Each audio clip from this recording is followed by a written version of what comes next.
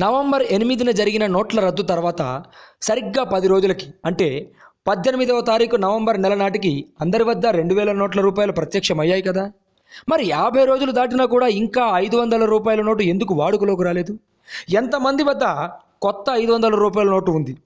Banks మాయాజాలాన్ని ప్రదర్శిస్తూ ఉన్నాయా? బ్యాంకులలో social audit currency denomination boards ఎందుకు పెట్టడం లేదు? అంటే ఎన్ని కొత్తగా నోట్స్ వచ్చాయి, ఎన్ని బ్యాంక్స్ నుండి ఎంతమంది అకౌంట్స్ హోల్డర్కి ఇచ్చారు, day wise or hour wise ఎందుకు డిస్ప్లే చేయరు? సామాన్యుడి వేళ్లకి మసిపూసి దొంగలుగా గుర్తించిన బ్యాంకు దొంగలను పట్టుకోవడానికి ఆర్బీఐ తీసుకునే చర్యలు ఏవి? ఇప్పటికీ మనం బ్యాంక్ అధికారులను ప్రశ్నించకపోతే ఇదంతా ప్రభుత్వ తప్పిదమని, అసలు నోట్ల రద్దు పెద్ద స్కామ్ అనే పెద్ద మనుషుల వాదనలు నిజమని అనిపిస్తాయి. We demand currency social denomination audit board hour wise in every bank. కేవలం బ్యాంక్స్ ద్వారానే యథేచ్ఛగా నల్లధనం కొత్త కట్టల రూపంలో దొంగల పెట్టెలోకి చేరుతుంది. సామాన్యుడు నోటులో వేలు వేసుకొని గేటు దగ్గరే కొత్త నోటు కోసం మోడీని తిట్టుకుంటూ మీడియా ముందుకు తన బాధను వెలబుచ్చుచున్నాడు. మరి ఇదంతా ఎవరికి అనుకూలంగా ఉంది?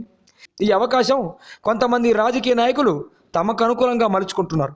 కనుక నేను ప్రశ్నిస్తున్నాను, అది ఈరోజే ప్రశ్నిస్తాను. మోడీజీ, నా ఈ ప్రశ్న మీకే. లంచం తీసుకునే లంచగొండ అధికారులందరినీ ఏరిపారేసే సమర్థత మీకు మాత్రమే ఉంది. Like and subscribe Eagle Media Works.